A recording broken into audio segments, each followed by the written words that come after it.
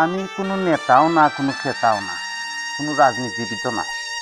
কিছু কিছু জিনিস দেখে কিন্তু আমার কাছে বাদ লাগে যে অতীতে জামাত বিএনপিরে ধ্বংস করার লাগি একটা দল পাগল হইয়া লাগছিল।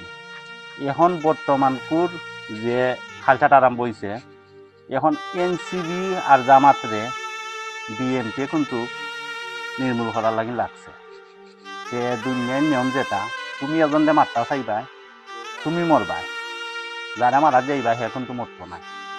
যে অতীত চিন্তা করো, অতীত চিন্তা করিয়া যে কোনো কাজ করো ভালো লাগবো।